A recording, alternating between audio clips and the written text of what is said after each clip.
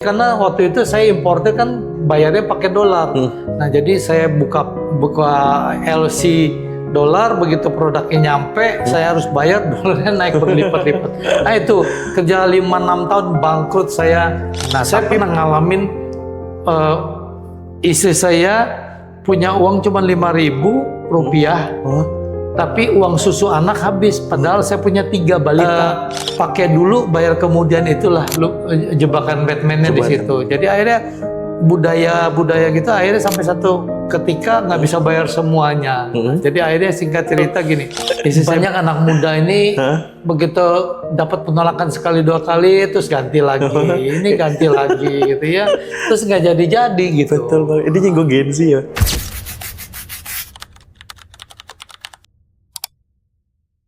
Halo Dedi. Halo. Gimana kabarnya? Baik, ini baru pertama kali ketemu. Tadi habis ikut Herbalife Superhero Run. Betul banget. Subuh-subuh ketemu, malam ketemu lagi. Ketemu lagi, bener. Ini kali pertama atau 2 kalinya Dedi ke Palangkaraya? Oh, udah berkali-kali sebetulnya. Sudah Cuman berkali-kali. agak lama. Sudah sejak pandemi baru sekali aja ke sini. Baru sekali? Ya. Oke. Tapi sebelum, ya dulu berapa kan? Udah berapa kali? 5-6 kali lah ke sini. 5-6 kali? Ya, banyak perkembangan ya dari sebelum pandemi sama pandemi, banyak hotel baru ya, itu saya lihat.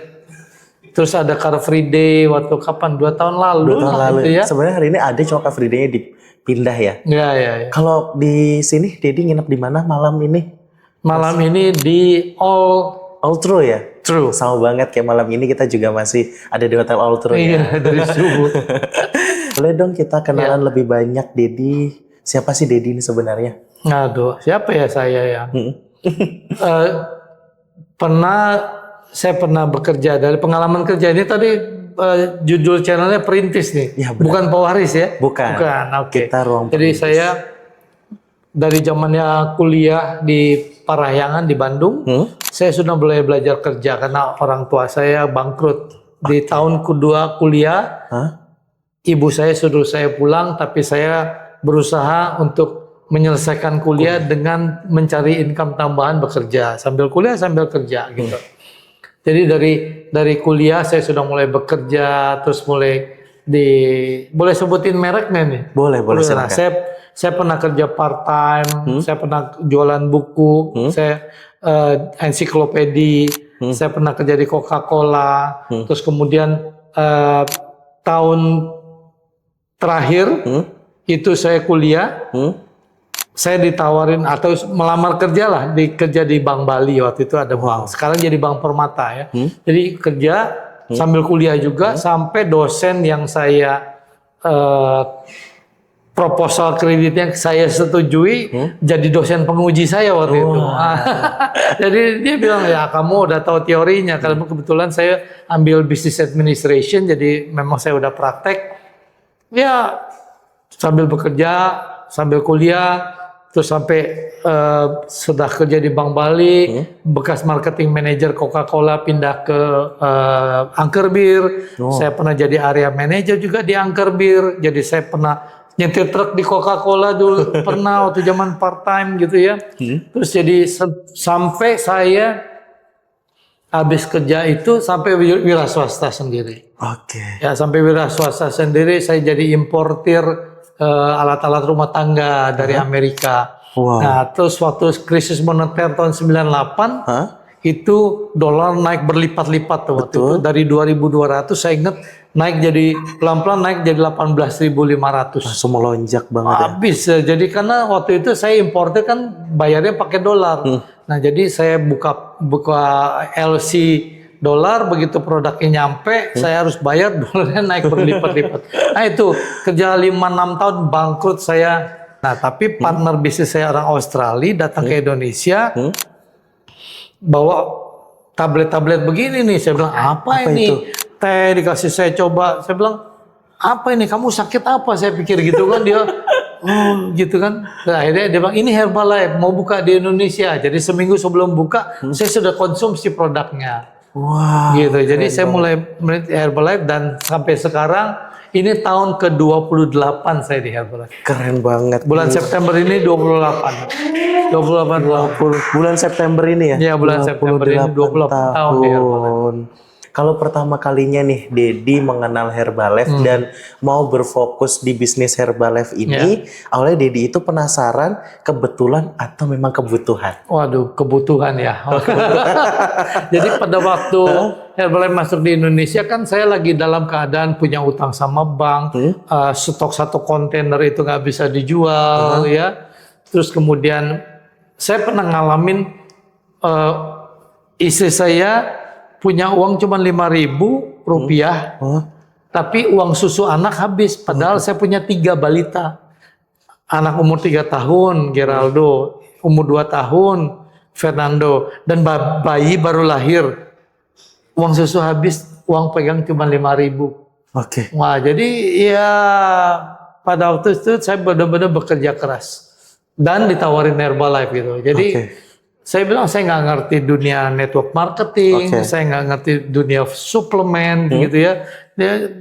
Mentor saya bilang no problem, yang penting kamu mau belajar, mau berubah gitu. Jadi karena kebutuhan mendesak ya, jadi ada orang bergerak maju itu karena satu termotivasi. Betul. Nah saya yang kedua kepepet. Itu sama-sama berjuang dan pastinya berhasil ya. Kalau termotivasi kan punya semangat tinggi nih. Kalau kepepet ya apa boleh buat, gas saja terus gitu. Nah itu banyak orang yang sudah termotivasi tapi tidak melakukan aksi. Nah itu parah tuh. Boleh dicatat aja terus. Mesti ditambah dengan kepepet itu. Oh iya benar banget. Nah, kan Dedi di Herbalife ini sudah 28 tahun. Hampir ya. Hampir 28 tahun.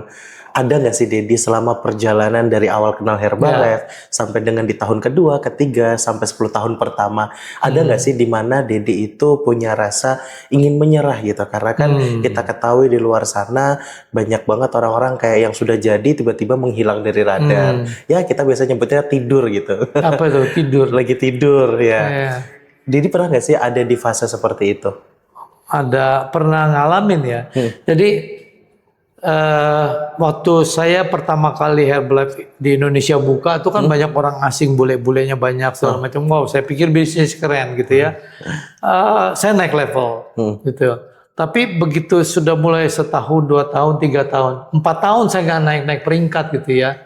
Saya mulai waduh, terus manajemen keuangan saya nggak bagus. Oh saat itu masih dipakai karena terbawa suasana habit gitu ya. Jadi saya ingat banget gampang pakai kartu kredit. Gesek-gesek terus istri saya bilang ini bayarnya dari mana? Saya bilang nanti kan tanggal 20 ada transferan gitu ya. Jadi pakai dulu bayar kemudian, itulah jebakan Batman-nya di situ. Jadi akhirnya budaya gitu akhirnya sampai satu ketika nggak bisa bayar semuanya. Jadi akhirnya singkat cerita gini, istri saya bilang udah kamu terusin aja bisnis Herbalife, saya kembali ke saya dulu waktu zaman belum punya Herbalife ya, waktu krisis itu, wah sampai servis AC saya jalanin sampai wah jadi apa yang ada saya bisa untuk bawa uang susu ke rumah kan. Yang penting ada kerjaan dulu jadi menghasilkan uang saat itu ya. Jadi betul-betul ya itu pernah ngalamin. Jadi istri saya bilang saya kerja ke cleaning service lagi gitu waktu itu. Jadi saya bilang saya tetap Herbalife. Gitu. Tapi sambil nyari sampingan. Ya istri saya ke yang dia bisa kan. Istri saya kan kerja di bank dulunya, tapi kan kita pernah kerja cleaning service AC apa gitu kan. Nah jadi saya dapat job dari bekas atasan saya di bank dulu. Gitu. Dulu Dedi waktu mulai merasa bosan, mulai merasa jenuh kayak gitu, apa sih yang Dedi lakukan sampai akhirnya Dedi ini aku mau fokus lagi Herbalife, mau naik level, intinya aku mau terus dengan nama Herbalife di dadaku kayak gitu. Sebetulnya triggernya dari anak saya. Gimana itu? Anak saya yang paling kecil itu kita ada acara malam tahun baruan di rumah kakak saya. Kakak kandung saya sukses, rumahnya bagus gitu ya. Ada satu foto, terus anak saya yang nomor 3 si Ray bilang gini, Dedi rumah tante bagus ya. Itu jelek di saya. Karena waktu itu saya masih uang pas-pasan, rumah masih kontrak gitu ya. Jadi foto itu saya jadikan dream saya. Setiap buka HP, buka laptop, saya print, saya tempel di kamar, saya tempel di mobil untuk ayo dong beli rumah dong gitu loh. Jadi itu motivasi kerja saya waktu itu untuk mengingatkan saya kepada impian anak saya. Oke. Gitu kan sebagai ayah harus bertanggung jawab gitu kan. Betul Ya. banget. Gitu. Biasa gitu kan. Kucing kalau nggak dikejar anjing cuman mungkin bisa lari. ngeong-ngeong di bawah meja. Betul banget. Tapi kalau dikejar anjing tembok 5 meter, kucing bisa loncat, betul nggak? Betul banget. Nah itu kepepet. Kepepet. Nah, Bener. kita kan manusia punya akal budi, bisa melakukan yang luar biasa gitu. Nah, kita kalau bicara soal mulai berbisnis gitu ya dan menetapkan untuk berfokus kayak gitu. Kapan sih Dedi mulai memahami bahwasanya Herbalife ini bukan sekedar bisnis tetapi perjalanan hidup Nah. sampai akhirnya Dedi bertahan 28 tahun di Herbalife. This is not a job, this is a journey to be success gitu ya. Jadi setelah 4 tahun saya nggak naik-naik peringkat dan punya impian baru dari anak saya mengingatkan saya punya rumah dong gitu ya yang bagus dong. Karena dulu pernah punya rumah saya. Kita dulu pernah punya mobil operasional sampai 9 gitu ya. Jadi artinya pernah begini tapi begini. Nah, terus kita diingatkan lagi ya. Jadi sebetulnya di 5,5 tahun saya naik peringkat jadi presiden tim itu yang membuat kita berubah nih. Oke. Ya punya gaya hidup juga mulai membaik gitu ya. Juga anak-anak juga bisa dapat sekolah yang baik gitu. Nah itu apa ya? Ya satu titik balik ya. Betul. Tapi ingat segala sesuatu yang ada di dunia ini sementara. Oh iya. Sukses itu sementara, gagal juga sementara. Setiap musim kehidupan selalu berganti. Habis musim hujan ada panas. Betul. Jadi jangan terpuruk atau fokus kepada masalah aja. Jangan kalau lagi di bawah kita ingat ini sementara. Bentar lagi akan naik. Roda kan selalu berputar. Nah itu pegangan saya. Jadi saya ngomong sama tim saya, kalau lagi pahit telan semua perjalanan hidup ini. Ya, yang manis yang kita harus sampaikan gitu loh. Jadi cuman bukan over promising ya. Jadi jangan janji-janji palsu tapi nggak bisa memenuhi gitu. Jadilah orang yang berintegritas. Jadi kalau sudah janji, sudah punya impian, kerja keras dong. Kerja keras, betul banget. Capai dong. Dicapai. Ya. Untuk member independen Herbalife di seluruh Indonesia tepatnya itu kan udah banyak banget ya Dedi. Ya. Nah, gimana nih Dedi? Mungkin Dedi punya satu pesan yang sangat mendalam untuk teman-teman bisa terus berjalan kayak gitu. Mulai ya yang mulai agak mau tidur udah ngantuk biar bisa bangkit lagi kayak gitu.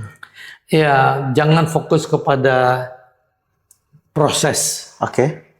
Fokuslah kepada long term gitu ya. Artinya jangka panjang. Semua harus lewati proses. Jangan mau hasilnya aja tapi nggak siap bayar harganya gitu. Jadi betul-betul banyak anak muda ini begitu dapat penolakan sekali 2 kali terus ganti lagi. Ini ganti lagi gitu ya. Terus nggak jadi-jadi gitu. Betul banget. Ini nyinggung Gen Z ya. Gen Z, anak saya Gen Z. Gitu, anak saya ada yang masuk ke early millennials gitu ya. Nah jadi anak saya sekarang sudah mulai ada 2 yang melakukan bisnis Herbalife, sudah peringkat world team gitu ya. Ya kami sekarang semua udah pindah tinggal di Bali. Gitu, anak saya satu punya fit club di Denpasar, yang satu lagi punya rumah sehat, kafe sehat tuh di Jimbaran. Jimbaran, oh keren banget. Melakukan bisnisnya. Satu keluarga dari Dedi, dari anak, semuanya memang sudah fokus terjun ke Herbalife gitu ya Dedi? Atau ada yang lain? Ya, anak saya yang nomor 3, nggak dulunya iya, tapi sekarang mulai dia menekuni bidang pastry. Oh. Ya, ambil kuliah pastry segala macam. Saya nggak maksa anak saya mau siapa. Karena passionnya masing-masing. Ya, passionnya masing-masing. Nah, nanti terus ada pertanyaan nih, passion dulu apa cari duit dulu nih? Nah, bener banget tadi karena bilang passion tadi sebenarnya saya udah mengenai itu juga. Gen Z ini kan apa-apa dikaitkan dengan aku nih fashionku di sini nggak mungkin dong aku jualan kayak gitu. Nah, menurut Dedi? BU nggak? Butuh uang nggak? Pastinya sih. Itu dulu. Karena sama orang. Ya itu dulu. Kalau ada uangnya, passion nggak ngikut. Oke, berarti memang harus ke Cari duit dong. Cari duit dulu. Cari duit. Oke, Ya berarti- passion nanti ngikut deh. Nanti passion itu bisa jadi passion yang hanya hobi. Oke. Hanya ya untuk bersenang-senang gitu passionnya gitu. Ngikuti passionnya. Kalau punya duit. kalau punya duit. Iya kalau ngikutin passion nggak ada duitnya gimana? Akhirnya gelabak-gelubuk. Iya. Kayak apa ya? Semuanya terpaksakan. Iya. Ya. Kalau hobi Dedi sendiri nih di usia yang saat ini, usianya berapa Dedi? Tahun ini 62. Wow, udah Nanti 62 bulan Juli. Bulan Juli.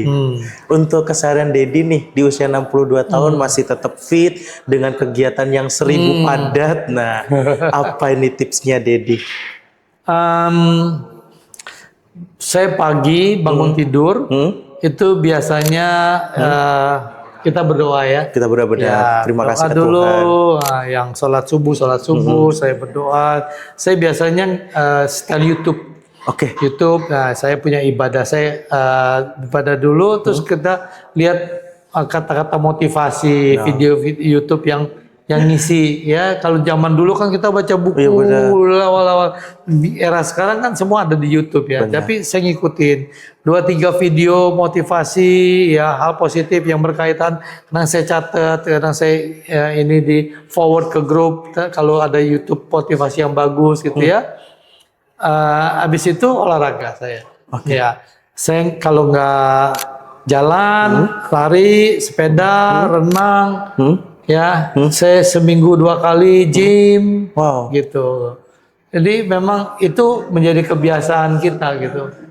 Ya, nah, saya senang motoran, saya senang otomotif lah gitu ya. Banget. Jadi ya ikutin itu. Tapi satu olahraga yang paling Dedi suka apa nih dari semua itu? Saya dari dulu sebelum saya bisa lari, saya jalan. Ya jalan. Jalan itu dari zamannya saya masih single, masih kuliah pun saya adalah orang yang jam 10 malam tidur, pagi subuh udah bangun, terus jalan saya. Dari zaman mahasiswa juga saya di tempat kos saya keliling, jalan sampai sekarang kebiasaan. Nah, terus sekarang udah mulai kombinasi lari. Waktu zaman pandemi ikut sepedahan, saya sampai beli sepeda gitu ya. Ikut sepeda sekarang ada banyak. Karena tadi banyak hobi tipe. tadi ya. Iya, ikutin. Kalau kita bicara tentang Herbalife ini kan sering banget dikaitkan dengan gaya hidup sehat. Nah, kalau menurut Dedi, gaya hidup sehat ala Herbalife-nya ini gimana? Ya, tentunya kalau di bisnis Herbalife itu kan olahraga 20%, 80%-nya kontrol pola makan. Kontrol pola makan. Jadi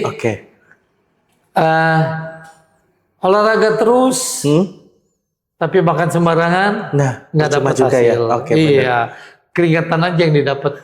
Itu 2 jam nge-gym gitu ya.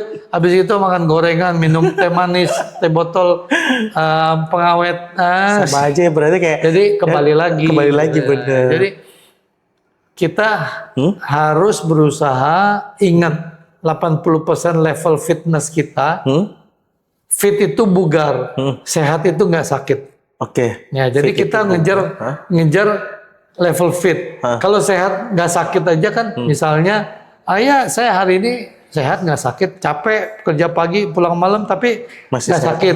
Ya. Tapi kalau yang namanya fit itu kehujanan pun tetap fit, ya, tetap nggak sakit dan masih bisa berolahraga, masih bisa. Nah itu levelnya udah lain. Nah jadi saya pernah ngundang adik Rai juga podcast. Saya sempat ngobrol waktu saya di Bali, beliau datang di Bali ke tempat gymnya anak saya itu kita ngobrol. Saya nanya beli adik, nanya dong lebih susah komitmen nge-gym atau kontrol makan. Apa jawabannya? Jawabannya dia bilang nge-gym itu 2 jam sehari, 2 jam, misalnya. Kita kan punya 24 jam. 24 jam masih ada 22 jam. Ya 22 jamnya ini tantangan makan ini lebih panjang daripada komitmen nge-gym 2 jam gitu. Nah, jadi tantangan kita banyak orang gagal diet Itu ya gara-gara nggak bisa kontrol pola makan. Nah, jadi di dalam bisnis Herbalife Oke. kita selalu di coaching, diingatkan, ada WhatsApp group. Betul banget. Ya, kita diajarkan untuk selalu apa ya? Kalau misalkan Punya kayak rasa ini, konsisten gitu ya. kayak ini nih, saya baru pulang diajak makan nih. Kan saya ke Palangkaraya diajak. Betul. Pasti dia jamu diajak makan. Habis makan biasanya besok paginya saya olahraga pasti. Oke. Jadi kalau kayak saya tinggal di Surabaya, saya punya tempat tinggal di apartemen di Tunjungan Plaza. Kalau malam habis makan saya usahakan mall belum tutup saya jalan ngejar 10.000 langkah. Keliling di TP dulu ya. Keliling TP baru masuk kamar. Nah, jadi gitu juga. Jadi seimbang lah. Jadi kalau dibilang nggak boleh makan enak, boleh kok. Ya, terukur. Gitu. Jadi ya gaya hidup in sama out-nya harus seimbang lah. Oke. Jadi kalau ini kebanyakan kan naik berat badan. Gini Dedi, kita kan sudah di coaching dan lain sebagainya gitu. Nah, menurut Dedi nih, pentingan konsisten atau lebih penting motivasi? Karena kalau kita motivasi terus orangnya konsisten, percuma nih Dedi. Betul. Konsisten. Konsisten, kenapa? Paling penting. Banyak motivator bisnis tapi nggak punya bisnis. Betul banget. Ya, jadi ya lebih baik ngikutin yang di lapangan. Oke, berarti lebih ke konsisten yang utama. Konsisten. Di dalam Herbalife itu kan pasti kita punya tim. Oke, nah tadi juga dijelaskan bahwa kita ada coaching, ada juga motivasi untuk teman-teman biar terus konsisten dengan apa yang sudah dijalani. Nah, satu nih yang dalam membangun tim, nilai apa yang paling Dedi pegang teguh? Ya, mengcoaching satu tim adalah kita kan harus jadi pemimpin ya. Ya artinya supaya bisa tim kita ngikutin kita harus jadi leader. Betul. Ya lead by example itu yang paling penting. Memimpin dengan memberikan contoh. Jadi kita jangan ngomong wah tapi kita nggak bisa melakukannya. Betul. Bagaimana tim kita bisa ngikutin kita gitu. Jadi dari training-training di Herbalife yang selalu kita dapat kan ada training internasional setahun 2-3 kali.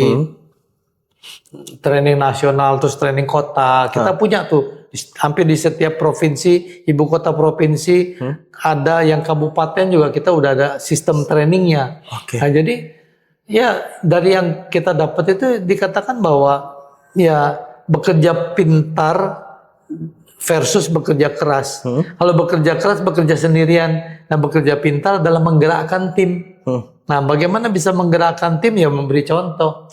Memberi contoh. Jadi memberi contoh itu dengan bagaimana? Dengan jadilah orang yang berintegritas. Berintegritas artinya gini, semua teori kita tahu, tapi praktekin bisa nggak? Nah, ya betul. Nah, itu ya integritas. Nah, kalau kita mempunyai integritas, tim kita akan melihat kita.